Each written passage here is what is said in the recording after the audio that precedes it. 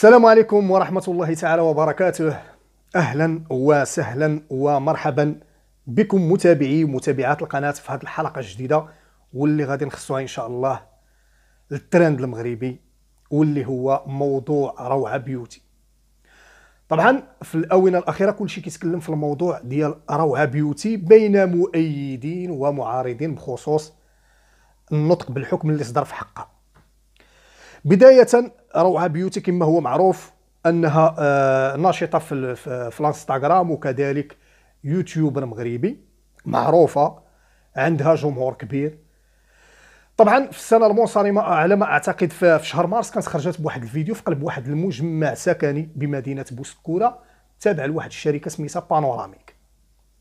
خرجت بيوم الأحد، كانت يلاه يمكن تزادت ليها البنيته ديالها، وخرجات اقتحمت داك الشونتي وبدات كتغوت على دوك العمال اللي كانوا تما، لانهم كيصدروا ضوضاء وان ماشي من حقهم يشتغلوا في يوم الاحد وفي خارج ساعات العمل، لانه كما هو معروف ان في الشانطيات الناس تخدم بالعطاش كما تنقولوا، وكاين اللي تيزيد سوايع اضافيه بالنسبه للناس اللي تيخدموا الجورني ديالهم، كاين الناس اللي تيزيدوا سوايع اضافيه. وبالتالي الموقع اللي كانت ساكنه فيه هي روعه بيوتي شبه خالي من الساكنه، وبالتالي كانت الاصوات كتكون صاخبه ديال الاماكن ديال باش كيعجنوا داك الشيء ديال البغلي الى اخره.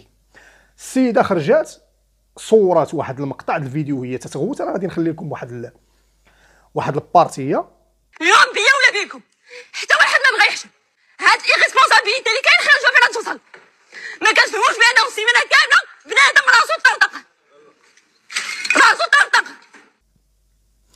من بعد نشرات هاد المقطع تنشر في اليوتيوب ولا ترند في ذاك الوقت، وبحسب الناس اللي تيقولوا اللي متابعين الاخبار انها دخلت شي مبلغ مالي كبير، لان ذاك الموضوع او ذاك الفيديو كان ترند بما انها هي شخصيه معروفه على اليوتيوب. من موراها نضت الشركه ودارت واحد الدعوه، رفعت شكايه بها للمحكمه، واليوم كنسمعوا النطق بالحكم في حق روعه بيوتي. طبعا التشهير في القانون او في المسطره ديال القانون تتقضي بحكم من شهر الى سنتين، وغرامه ماليه قدرها 20,000 درهم. هذا هو القانون المغربي. اليوم تحكمات روعه بيوتي ب4 أشهر و20 مليون سنتيم غرامه ماليه. كاين الاخوان عندي واحد الملاحظه قبل ما ندخلوا في يحتدم النقاش ونحطوا بعض الامور. واحد المساله مهمه جدا. هاد الانسانه لو كانت مشات للمحكمه وقدمت الشكايه ديالها، المحكمه كانت غادي تقول لها اول شيء كطلبوا المحكمه هو الدليل المادي، والدليل المادي اما كيكون عباره على صور او مقاطع فيديو او لا الشهود. مساله معروفه.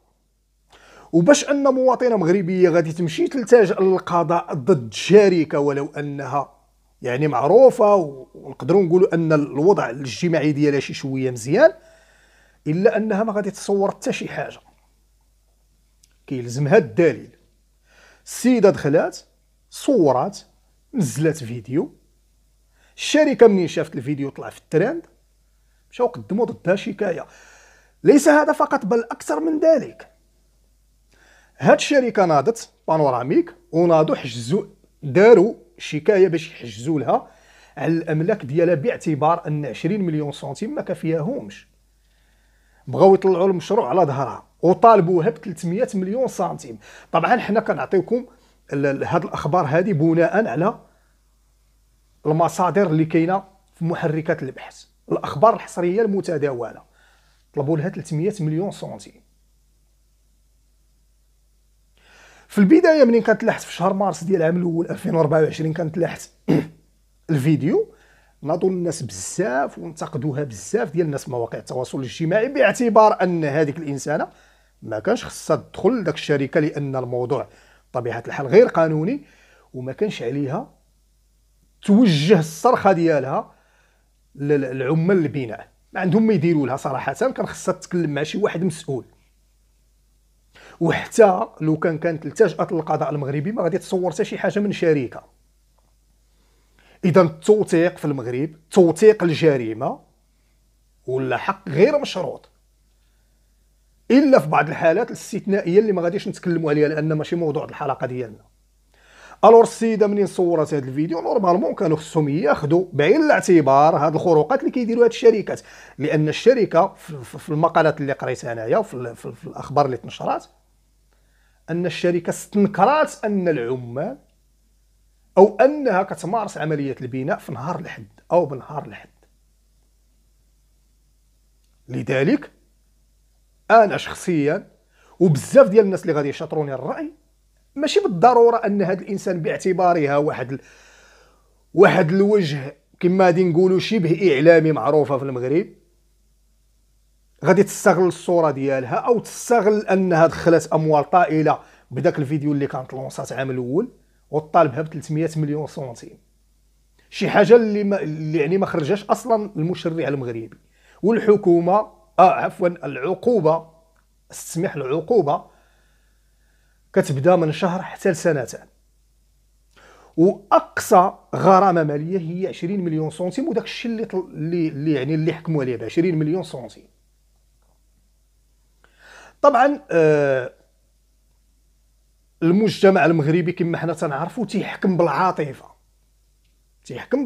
ولكن تخيل معايا نتايا لو كنت تحتي في نفس الموقف او انا تحت في نفس الموقف، راه اكيد كنتي غادي دير شي محاوله او لا تهضر او لا دير شكايه او لا وحنا مع الاسف ما عندناش واحد الثقافه باش اننا نبحثوا في هذه المواضيع اللي تتعلق بالقانون ونعرف سميتو اللي ليا واللي عليا. هذا هو المشكل الكبير، المشكل العويص اللي طيح بهذه المؤثره. لذلك